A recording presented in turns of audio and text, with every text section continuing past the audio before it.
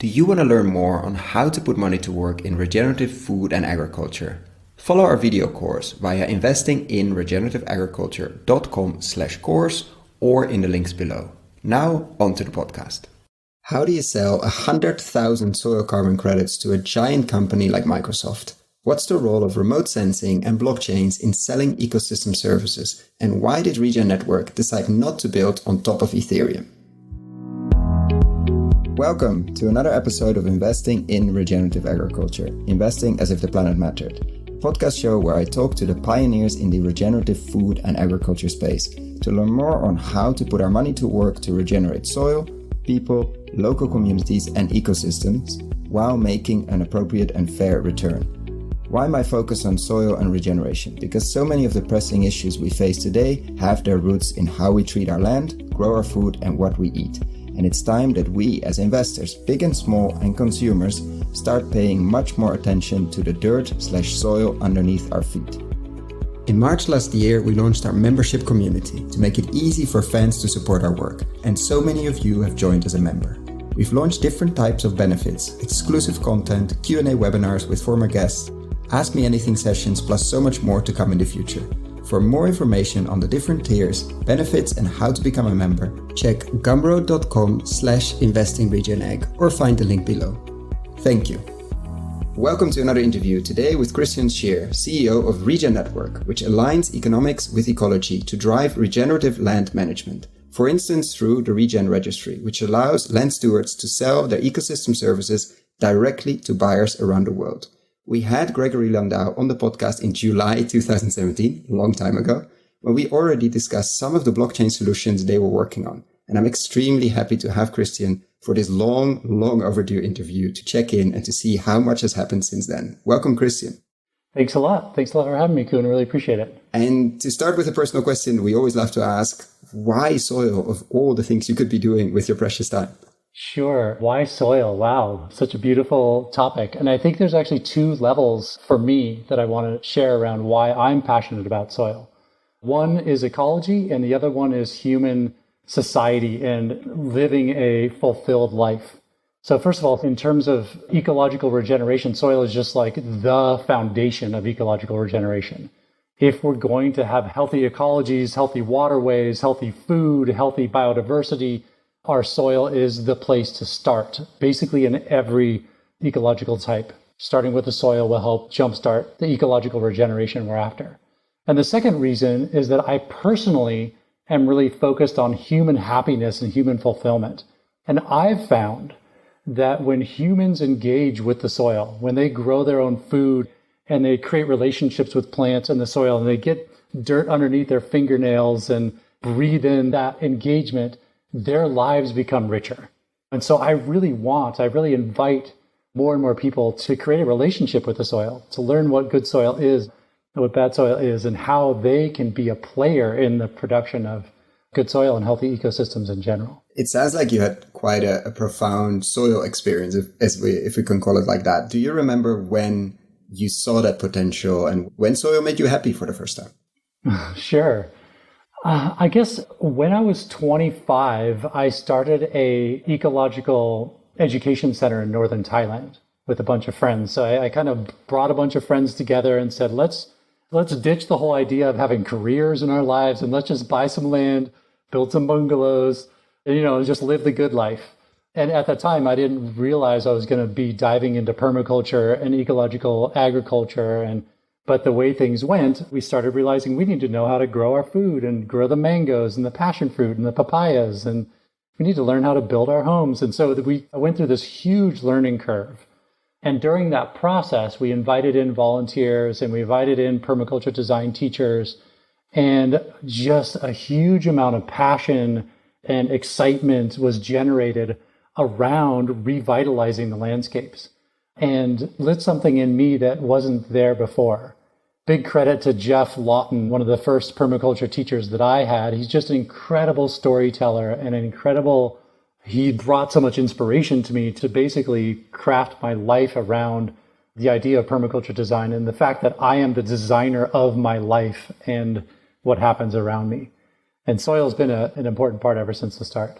And you could have stayed between brackets, and not to downplay that, and you could have become a permaculture designer and basically, there's enough work that for the next decades and decades and decades.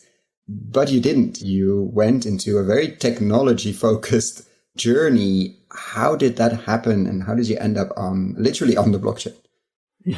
Yeah, absolutely. Well, it started with permaculture design. So I first learned about permaculture. I became a permaculture design teacher. And then with a number of colleagues, including my co-founder of Regen Network, Gregory Landway, Ethan Soloviev, Eric Tonesmeyer, one of the authors of Edible Forest Gardens and Carbon Farming Solution, and Mary Johnson, the five of us started a company called Terra International. And at first we were, kind of a traditional permaculture design firm that worked on broadacre permaculture applications, multi-enterprise agricultural systems. But at some point we realized that we're doing a really good job here. We are working with, literally thousands of acres and making some good impact. But the passion that the five of us have and the knowledge and the desire we have for transformation in the world, a few thousand acres a year is not even a drop in the bucket in terms of ecological change. Was there a moment that you realized that? Was there some realization we're creating amazing pieces of land and we're transforming small pieces of paradise, because even a few thousand acres is still small. But what triggered that? This is actually this trajectory is not going to change enough in 10 or 20 or 50 years even. Was there a moment, or was it a growing feeling? It was a growing experience. First of all, working with individual clients is an interesting learning curve in itself. Where we started was the idea that we could come in as kind of experts, which we've never really thought of ourselves as experts, but we may know more than the client that's hiring us, and that we could then write a master plan for them, which then they could carry out and it would all be solved. And it turns out it never really works that way. If the owner of the land and the manager of the landscape isn't personally invested into the master plan itself and isn't invested into the design processes themselves, then it's most likely that that master plan is going to end up on a shelf somewhere and be looked at occasionally to get inspiration, but they're just going to do their own thing. So in reevaluating that, how do we actually do this? How do we actually work with these folks in such a way that grows their capacity to make their own decisions with what they're passionate about, what they care about? I think it was through that process that we realized, is this actually the node that we want to be engaging with? And then what other nodes are there out there that we might engage with instead?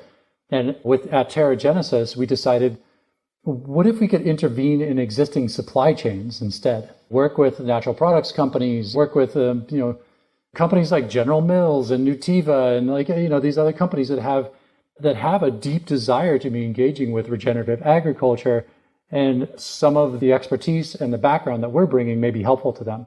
And so our company shifted in that direction.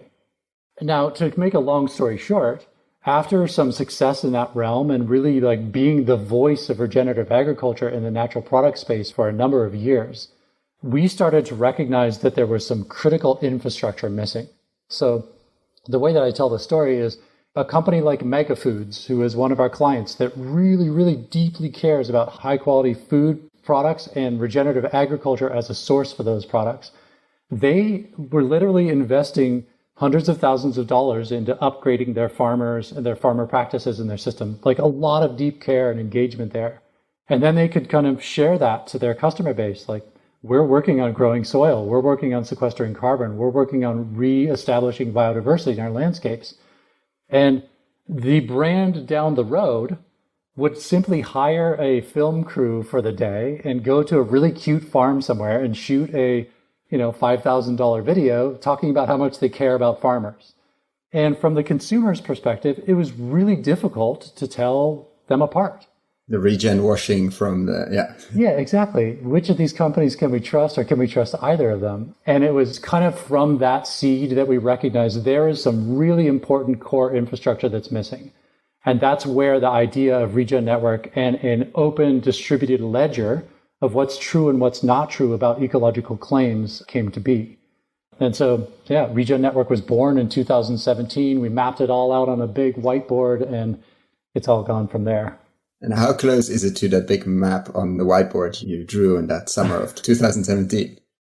Yeah, well, the vision is a decentralized community of actors that participate in many, many different ways and bring in their different areas of value into a distributed community of activity that then is able to interoperate and intercommunicate in such a way that it uplifts all of them. And so where are we in that process? We are literally 1 month away from launching our mainnet of our blockchain. Which might be online as soon as this interview is online. So I will definitely link to that below. So it's a very exciting time, very busy. Thank you for making the time now. Talk us through, especially for, let's say, non-blockchain natives, what that means and how it works. Yeah, absolutely. So the way that I describe our company, Regen Network Development Incorporated, and what's happening in Regen Network, which is the community effort around all this, is kind of two different levels of activity. The first level is the protocol level. So at the most base layer here is the ledger itself, the blockchain, and what we call the software development kit that goes along with that blockchain. It is a publicly accessible, open record of all the transactions that have ever happened on chain. So what carbon credits have been issued? When were they issued? Where were they issued? Who owns them? Did they retire those credits or not? That is all publicly available on that blockchain, as well as many and many other types of transactions that could happen there. On that layer are protocols that relate to data interoperability, which is really important when we're thinking about the commons and the data commons related to ecology. The interoperability of various different data points is really important so that when someone in Russia is communicating to someone in the EU and they're communicating with someone in North America, we all can have a shared lexicon and shared understanding of what it is that we're actually talking about. Yeah, that's all encoded into the layer one, into that layer one protocol. Now, that is built as public infrastructure. Our company does not own that layer one. It's governed by a distributed network of governors. And when our token is public, you and anyone on this podcast could buy that token, stake the token, and participate in governance on that chain. And we would love to have your participation. Now, that all sets up the groundwork for the application layer. So on top of the blockchain, many, many different applications can be built. The first one that Regen Network Development Incorporated has built is Regen Registry. The Regen Registry is a carbon registry and ecosystem services registry, which brings in an MRV, monitoring, reporting, and verification application. It brings in a credit issuance application so that credits can be issued to farmers and ranchers after they're verified to have created ecological impact on the landscapes. We should talk about that more, but just to say, there's also many, many other applications that can and will be built. On top of that layer one. Yeah. Green bond type applications, ecological financing applications, decentralized finance applications of all sorts. Ecological currencies that are backed by ecological assets could be built on top of this chain, and many, many other different applications. And the chain is something you have developed for the commons, something that was already there and you decided to use, or where did it come from? What's the origin of the chain? So the Regen Ledger, our blockchain, is a domain-specific blockchain to the domain of ecological data and ecological agreements or contracts, right? It is a chain that our company has been developing. We are developing it in coordination with Cosmos. So the Cosmos blockchain, I think right now is in the top 20 of blockchains in the world. They have their whole set of developers and everything that have been working on developing functionality for Cosmos. We've been integral in their development, and then also we are using and forking their chain for the development of Regen Ledger. So it's built on the backs of really solid technology to begin with. And how did you choose that? Because you say it's in the top 20 now, but maybe there are hundreds of different blockchains you could have picked to connect with and to build upon or to fork. How do you go about picking, because it's quite a fundamental decision that it's not something you can easily 5 years from now say, actually, didn't really work, let's go to XYZ. How do you do DD there, or how do you do your research? Yeah, there's a great blog post on Medium that we have that goes into depth. So I encourage people to read about this more. How to choose a blockchain. How did we choose ours? In this case, our CTO, Aaron Kralius, who is one of our early members in our company back in 2017, basically did an analysis of about 20 different blockchains. It was my assumption that we would be building on top of Ethereum, because at the time, Ethereum was like the big shot. It's the chain to rule them all. Everything's going to be built on top of Ethereum. But there's a couple main things that led us away from Ethereum. One is that we wanted to have domain-specific governance. So the way that Ethereum works, even as they're switching to proof of stake, is that there is one governance for the entire network, and that all sorts of different applications can be built on top of Ethereum and kind of bog the network down. For example, CryptoKitties, like this completely ridiculous application, caused the prices of transactions to go through the roof and really slowed down the entire network because it got really popular. We want a domain-specific blockchain that is focused only on ecological applications and ecological governance.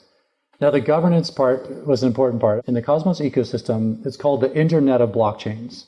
The idea is that rather than having one chain to rule them all, we're going to create really good interoperability between different chains. And so we're building our domain-specific blockchain. It'll be able to communicate really clearly to the Cosmos Hub and to Terra and to Akash and to Iris and these other chains in the Cosmos community. And then there's bridges being built so it can also communicate with Ethereum or with the blockchain, with the Bitcoin chains as necessary. There's more to it than that. I encourage people to check out the blog. But no, I will link the Medium post below, because I think for whoever wants to go deep on that, it's absolutely fascinating. And let me mention two more pieces that people always bring up. Environmental impact of blockchain. I mean, a lot of people know and have heard that Bitcoin uses the same amount of electricity as, a country like Hungary or Venezuela. It's something like 2% of the world's power or something is powering Bitcoin, which is just crazy. It's like absolutely ridiculous and unnecessary. First of all, a shift from proof of work, which is what Bitcoin is, to proof of stake, which is what Cosmos is running on, is orders of magnitude less power. And then in addition to that, we're going to be offsetting, obviously, as a company that runs a carbon registry, we'll be offsetting the impact of all the validators on our chain. And we hope to do the same for Cosmos as well. So both chains can be carbon neutral or even climate positive by the time that they're done. And the second part is the transactions. So transaction fees on Ethereum now are crazy, somewhere between $20 and sometimes it's $80 for a transaction.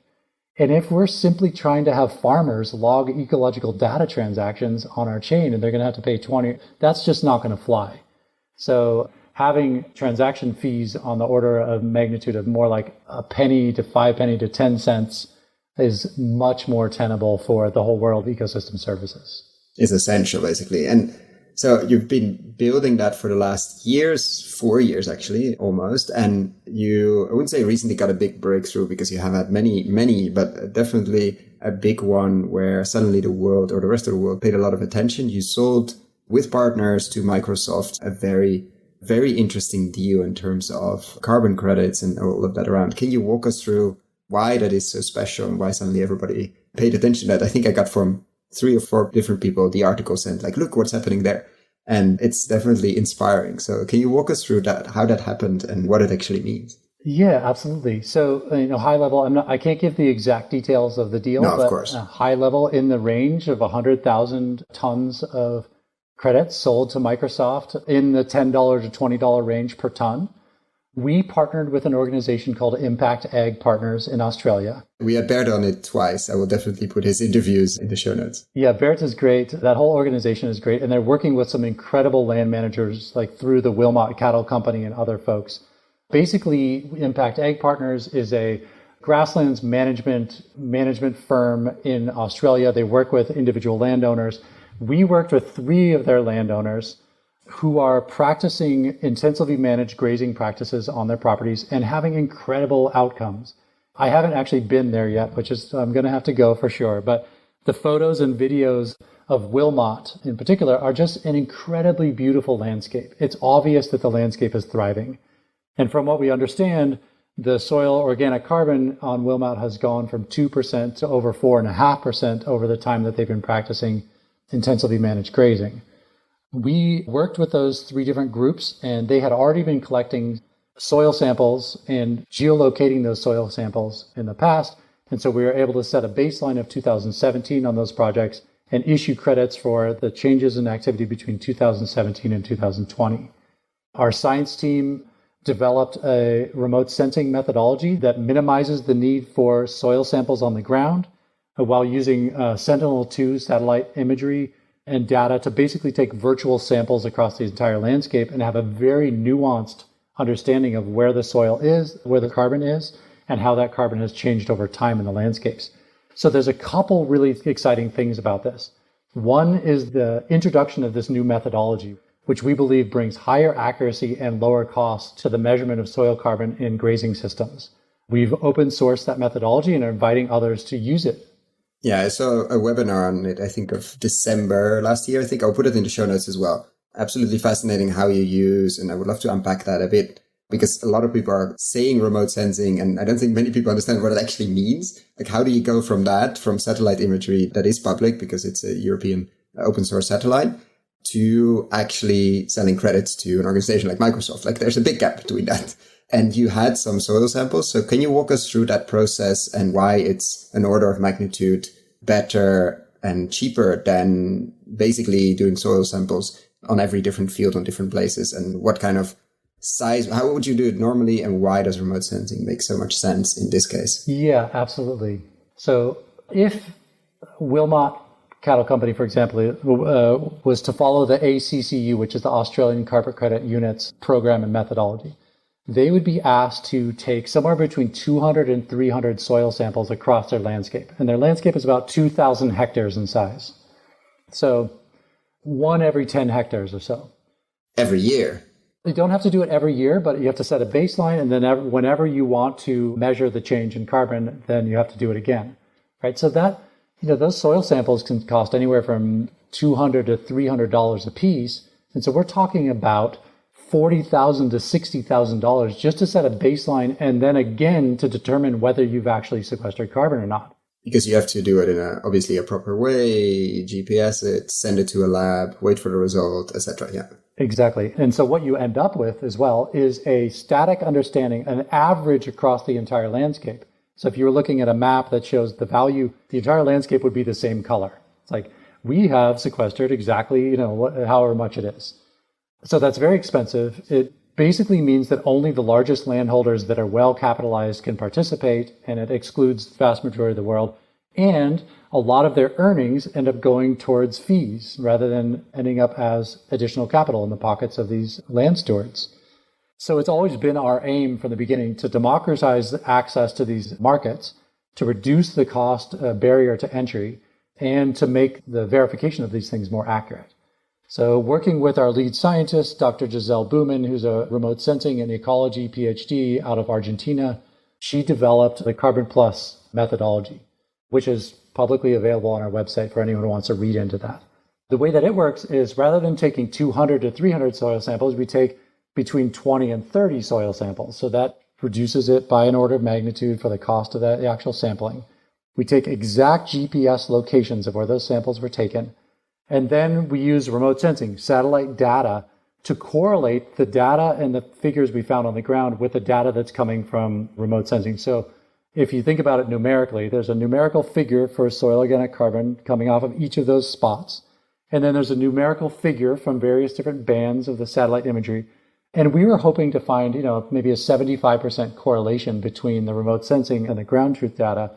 And we found a 91% correlation between a particular band.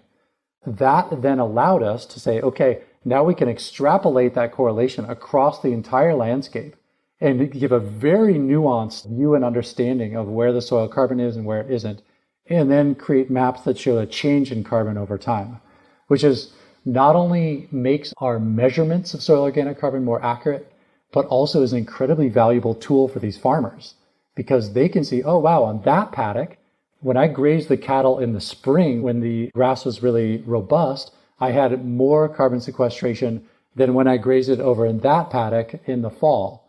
And so how can I, as a farmer, adjust my strategies, maybe to move them around more quickly or to whatever it might be, so that I can increase my soil organic carbon uptake over time? Yeah, I remember an image from the webinar where you basically had the slices. So you had the different colors and different bandwidth, but over time. So a bit like Time Machine in Mac, that you could go back and you can go forward and you can basically see that happening. And does that mean you only need to do the soil sampling once, or still you would like to sort of ground it again over time just to make sure that You don't go like with that 9% somewhere in a corner to the different angle. And you want to make sure you keep as close to that 100, obviously, which is impossible, but the 100 as you possibly, like how often do you need to reaccurate the model? Yeah. So the way that Carbon Plus Grasslands methodology is written right now is that those soil samples are taken again every monitoring period.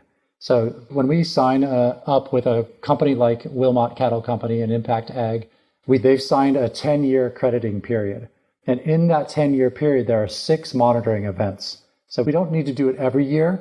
That would be kind of a waste of monitoring money. It's fine to just kind of do it every other year. And depends it on the time of the year? Like, do you need to do exactly the same day, the same hour? Because we all hear that soil carbon is fluctuating and you need to sort of capture it at that exact moment, or what's the flexibility there? Sure. It does require the same type at the same time of year. The exact moment doesn't matter, because ecology doesn't work that way anyway. But yes, in grazing systems, we take it in the fall when there is the least ground cover. So we have the most visible access to the soil itself. It gives us the most correlation between the soil organic carbon figures and the remote sensing data. Yeah, because the satellite needs to see something. Because what does the satellite see is not the right word maybe, but measure, or like if the ground is completely covered, which should be in regenerative ag, like it's full of, I don't know how many types of grasses for the cows to eat. Like how does it then understand the level of carbon, or it's that correlation with the carbon probe basically that you have done? Yeah, and it would be best to have our lead scientist speak to this question, but basically it's the refractivity that's measuring off of the ground. There's various different wavelengths of color that are coming back to the satellite, and each of those wavelengths of color are giving a numerical reading. And basically what our science team has done is gone through all of those different readings and seen if there's correlations to the amount of soil organic carbon on the ground. And they found a combination of a few of them that have given a 91% correlation, which is like incredible correlation. It's like lab style results. Feel very high sense of accuracy around it. And this is only the beginning. Where do you see this going in like 5 years or something? Like, are the satellites getting better? The probes getting cheaper and better? Are there drones involved? Like, what do you see like to get it up more or a lot cheaper, which both would be nice things to have? Where do you see, if we talk in 4 or 5 years, again, hopefully earlier, but where do you see this moving? What are you excited about? Yeah, all of the above. First of all, the soil sampling and the measurement of soil organic carbon on site. I imagine that over time, there's going to be a device that is created where you can actually do the measurement on site, receive a digital reading, and have that reading be able to sign a digital signature onto the chain itself that this device has read this soil organic carbon reading at this moment, and it timestamps it, right? I don't know where we're at with that hardware, but I imagine it's not that far off. Now, remote sensing satellite imagery technology is like on a very, very fast innovation curve right now. There's all sorts of really exciting stuff coming out, from LiDAR to methane emission satellite imagery. And so that is also going to transform things. Without a doubt, the measurement of ecological state and change of ecological state in landscapes just needs to move towards satellite. Basically, as much as possible, real-time satellite data imagery about what's going on in landscapes. That's super exciting. Now, from a programmatic perspective, what's exciting here is that as we choose particular ecology types and regenerative agricultural management types, we can then aggregate these groups together. So let's say in New South Wales, Australia, high intensity management of cattle, we may be able to bring other projects on without actually having to take soil samples on their exact pieces of ground, because we have enough information about that landscape and that soil, we can extrapolate it out to others. Which for me is really exciting, because then that means a family that's only managing 5 acres of rotational grazing, they maybe could come on, and otherwise it would be inaccessible to them financially. And that's where we'd like to see all of this moving over time, is that those 500 million farmers around the planet that are managing 1 acre or 3 acres can be incentivized to be growing biodiversity and sequestering carbon. And so with this specific one, I can imagine it might have been a lot of, I wouldn't say handwork, but a lot of, what then happened? So you have done the soil sampling, or that was already done. You looked at the satellite data up to 2017 and the changes until now or last year. And then what concretely happened in terms of issuing these credits and then selling them for a price range? I mean, we don't need to know the exact price, but what happened then until Microsoft and other buyers bought them? Yeah. So Our science team wrote up that methodology. We followed the monitoring practices as called out in that methodology. And we hired a third-party verifier, the landowner hired a third-party verifier as called out in the methodology. And so all the steps were followed. A full report was written for each of those projects. And those reports are publicly available on our website if anyone wants to go check them out. At that point, we were talking to buyers. I was having calls we have a list of 1,400 corporations around the world that have committed to going towards carbon neutrality or offsetting their ecological impact. And, to be honest with you, many of these calls went really well in that the folks were like, wow, we love what you're doing, love how you're innovating. This is really important for the space. And you're a young startup tech company that we've never heard of, so we're not going to buy from you. Call us back when, Yeah, call us back after you've made some sales and had some legitimacy. With Microsoft, they are in a position where they were able to hire their own internal staff to vet projects. So they put out a request for proposals. They got 189 responses of various different projects that had carbon available for sale. And they ended up choosing 15 projects to go with, or 15 companies to source their carbon from. And Regen Network was one of them, which is really amazing. And we've worked with them on walking through the intricacies of our methodology, helping them to understand how exactly it works. And one of the things that they're really excited about our methodology is that it really is in situ measurement of the exact parcel itself. Whereas there are a lot of other methodologies out there that use models to model out, okay, you're using this farming practice? Okay, so put in that number. You're on this soil type? Okay, put in that number. You're not actually necessarily having to draw the exact data from that piece of ground. You're just making a model and an inference about what your carbon sequestration potential is, which they were really inspired and wanted to promote that. And so we were the only soil carbon credit that they purchased. The others were forestry credits and direct air capture credits. Which are very expensive, to say the least, and definitely not in the 10 to 20 range. But a very practical question, because I hear some complaints from people saying some of these models especially only model until a certain depth. And a lot of the interesting stuff is happening way deeper. And I don't know the details of that, but until what depth are you selling carbon, basically? And why that depth? And are you planning to change that over time? Yeah, that's a great question. And it's something that we really need to dive into more. At this point, our methodology only measures the top 15 centimeters of the soil, which, as we all know, especially in grassland systems, there can be a huge amount of depth of soil organic carbon. So this is just one of the ways in which our methodology is underestimating the total amount of soil carbon, which from one perspective is good. If we're going to underestimate or overestimate, we definitely want to underestimate. Of course. But then again, to be truly in service to these land stewards that are sequestering carbon out of the atmosphere and creating positive impact for all of us, it would be best if we could be even more accurate and measure to more depth. And what is needed for that? You need deeper probes or different satellite technology that looks way deeper? Unfortunately, with satellite technology, the correlation is most highly correlated to the top layers because that's all that the satellite is seeing. So the satellite really has no way of measuring, and not at this point anyway, of penetrating and measuring the soil carbon deeper. So if we were to measure deeper, it probably would have to revert back to some of those other methodologies where you're taking samples at depth and then averaging those samples across the landscape, which again gets into cost barriers. So the way to scale it now is to go many hectares or many acres, and the depth is, until we figure out other remote sensing technology to go deeper, that's going to be a difficult terrain to go beyond 15 centimeters. Right. Yeah. At least so far, that's what our methodologies have come up with. Again, we're excited for others to take our methodology and innovate on it. And if someone else can figure out a way to go deeper while maintaining the accuracy and the low cost, that would be of service to the world. And there's a lot of talk about ecosystem services, horrible word, but covers it nicely until now. Biodiversity, water storage, carbon, obviously, and a lot of investors are getting excited. I think you notice that too. Without giving investment advice, but like to investors listening to this podcast, let's imagine there's a theater full of them and they read the books, they read the Medium post, they read the stuff. Like, what would be your advice to get their feet dirty and to start in the whole regenerative ag and food space? What would be first steps you would recommend them to take, or where to learn more and how to become real active instead of passive consumer of content? Right.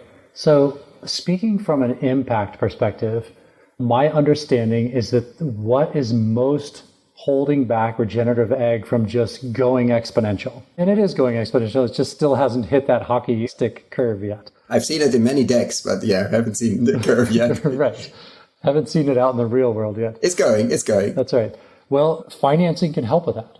I mean, I would say what is holding back regenerative agriculture the most, and it is the financing and the incentives for the farmers to say, yeah, that would be a good choice for me to switch towards regenerative ag strategies rather than the conventional ag strategies.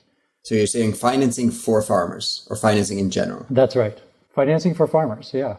Now there's a key piece, and Regen Network has a part to play in this, which is that the financing for farmers to switch to regenerative ag is going to become a lot easier when those investors can bank on the fact, literally bank on the fact, that those farmers and ranchers are going to receive payments for ecosystem services down the road.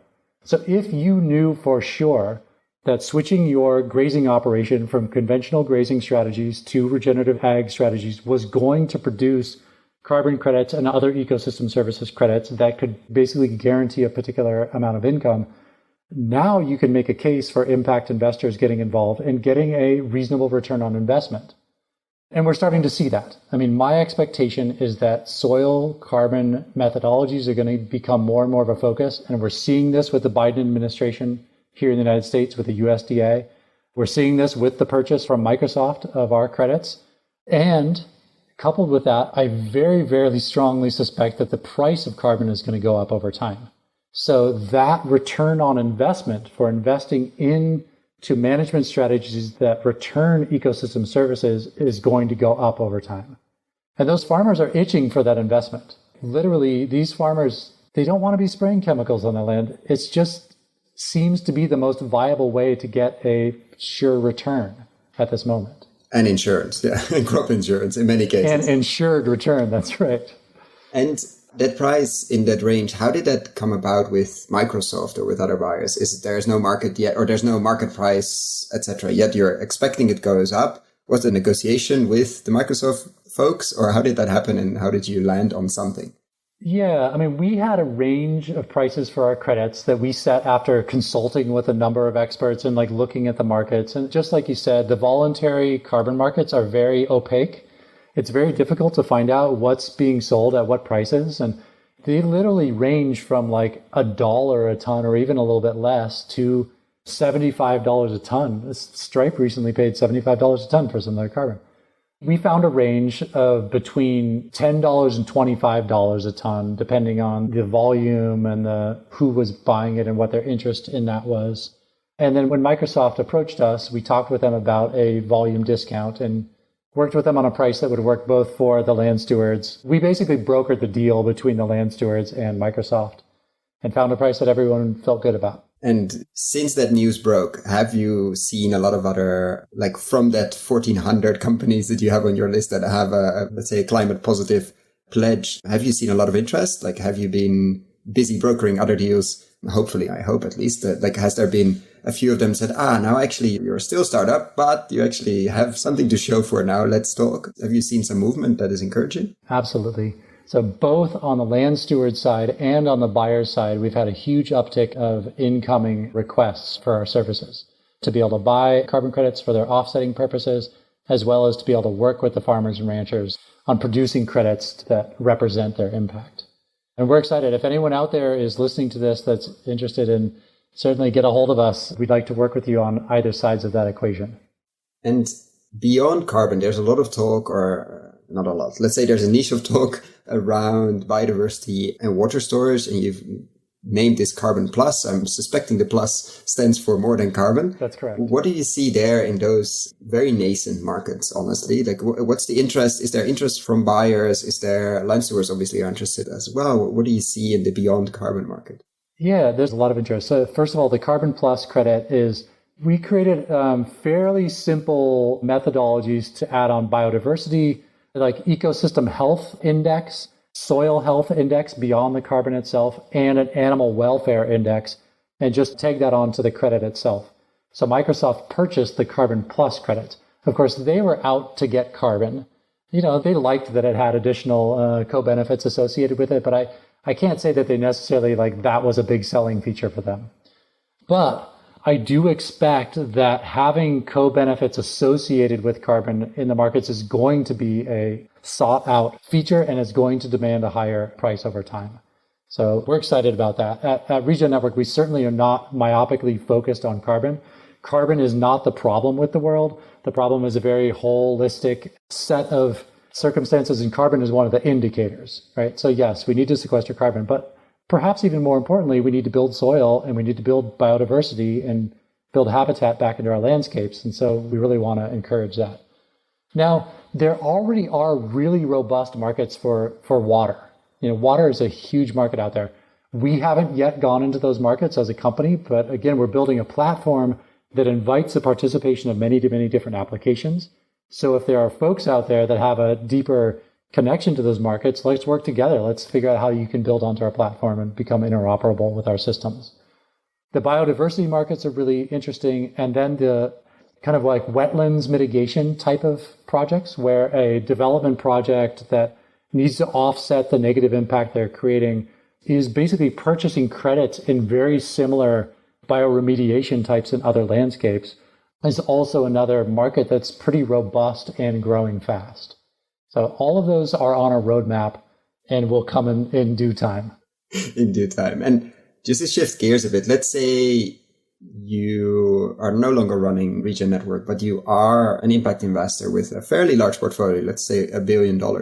What would you focus and you could of course say, I would invest everything in Regen Network and buy all the tokens that are coming on the market, etc. But if you would have complete freedom, it's an investment fund, which means at some point the money should come back plus a return, but you have complete freedom on the return and also on the time frame. What would you prioritize? What do you focus on if you had not unlimited, but a nice amount of resources like $1 billion? Yeah, absolutely. I wish I could say, oh yeah, I've already got that. I'm already doing that. But we are already thinking about how to structure some sort of funds like this. And my interest is in impact investors getting involved, taking some sort of fractionalized ownership of the various different assets on the sites. Have you spoke with the Propagate Venture guys? We had them at least twice, I think. Once and an intro, and they were a part of a Q&A webinar a while ago, I think. Yeah. Yeah, Ethan and Harry and Jeremy from Propagate Ventures are doing some incredible work around the ecological financing related to regenerative ag. And so what I would love to see is tokenization of basically the similar financing models that they're talking about, so that investors can get involved up front and even own just a fractionalized piece of that whole system. You could own one tree or a portion of a tree in a regenerative ag project. And make it accessible for normal people and not just the 1%. Yeah, that's right. And so whether you have $1 billion or you have $10, what we're trying to create is a decentralized finance system that could actually invest into ecological regeneration.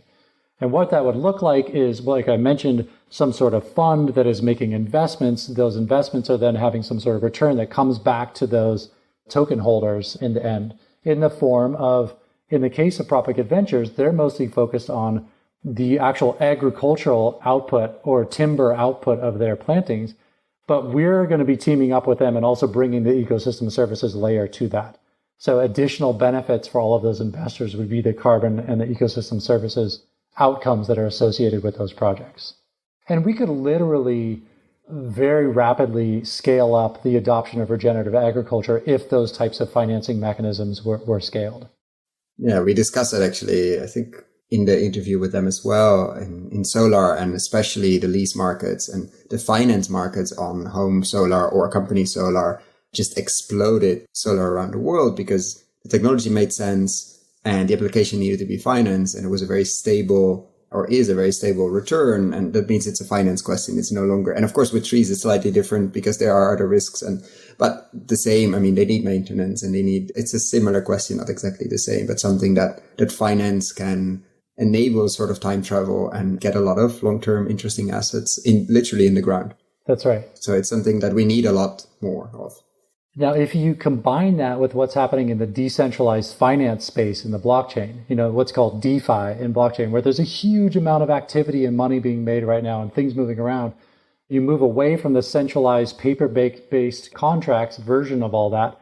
You move into a democratized and decentralized ability to have anyone participate, whether they have $1 billion or $10.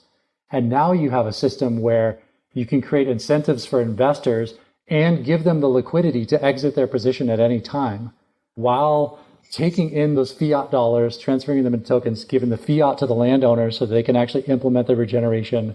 And we're off to some really incredible potential.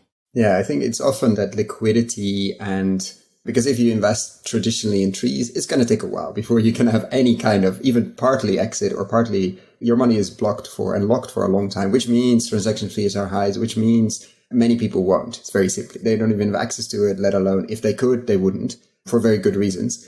And making that much more liquid literally would be very, very, very interesting. It's something we need to explore actually more on the podcast, to dive deeper into that, to be conscious of your time, and it's a question I always like to ask. We take away your fund, I'm very sorry, but you do have a magic wand. So you can change one thing in the ag and food space, or generally, but let's say food and ag, for the better. Only one, you cannot wish for more wishes. It's not Aladdin. What would you do? Well, I'm going to go back to one of the first things we talked about, which is the fact that one of the things that deeply drives me is human happiness. I want human beings to be deeply fulfilled. Like, oftentimes I look around our world and see the amount of depression and refugees and war, and just like, it's so sad for me to see the state we're in. I really think that we could be so much more creative and be really thriving on this planet so much more. If I could use my magic wand for one thing, I would plant a seed in everyone about how wonderful it is to engage with ecological systems. Those ecological systems right outside their back door, and like start cultivating a little garden. Plant a little apple tree and prune that apple tree into a beautiful little producer for your family. And that connection to the soil and to the living systems will instigate in those people a desire to have more of that, and a recognition that good food is something of real value, and that our farmers are as important to us as our doctors and our lawyers in our society, and we should be holding them up and appreciating them in the same way.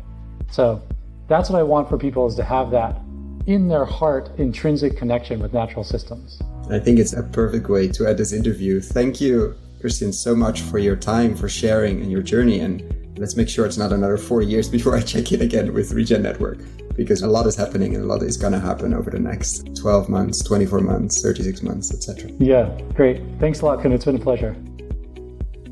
If you would like to learn more on how to put money to work in regenerative food and agriculture, find our video course on investinginregenerativeagriculture.com/course. This course will teach you to understand the opportunities, to get to know the main players, to learn about the main trends and how to evaluate a new investment opportunity, like what kind of questions to ask. Find out more on investinginregenerativeagriculture.com/course. If you found the Investing in Regenerative Agriculture and Food podcast valuable, there are a few simple ways you can use to support it. Number 1, rate and review the podcast on your podcast app. That's the best way for other listeners to find the podcast, and it only takes a few seconds. Number 2, share this podcast on social media or email it to your friends and colleagues. Number 3, if this podcast has been of value to you, and if you have the means, please join my membership community to help grow this platform and allow me to take it further. You can find all the details on gumroad.com/investingregenag or in the description below. Thank you so much, and see you at the next podcast.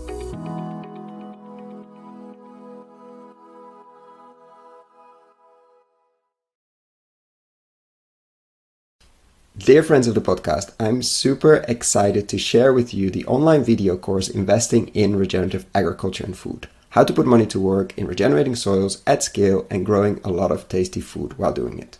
Why are we doing this course? After 100 interviews and more than 100 hours of audio asking the question how to put money to work in regenerating soils, and have been following the space since 2011 and recording these podcasts since 2016, we thought it was time to share our lessons learned.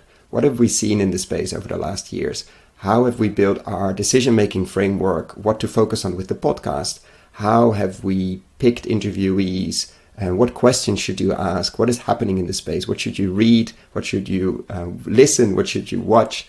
How to approach this space. For whom is this course? You, the soil builders and investors in this space. The soil builders, people working in this space, entrepreneurial farmers, fund managers, vehicle builders, crowd investing, platform builders, agtech companies, farm-to-gut food companies, permaculture, keyline designers, holistic management consultants, etc., etc. People that are building soil at scale. And the investors who are putting their own money to work through their family office or as private individuals, or people who are putting other people's money to work through foundations, institutional capital, banks, insurance companies, etc. Is this course free? No. This is pay what you think it's worth.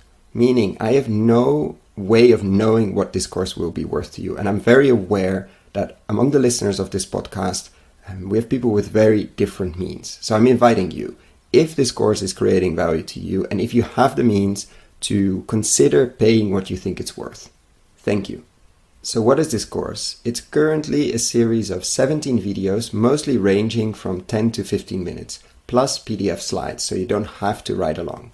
We're gonna look into why invest in regenerative agriculture and why extractive agriculture is so risky, how to invest, what kind of frameworks you could and I think should build, what to invest in, what kind of co-investors you could find, or what kind of investors you could find if you're a soil builder.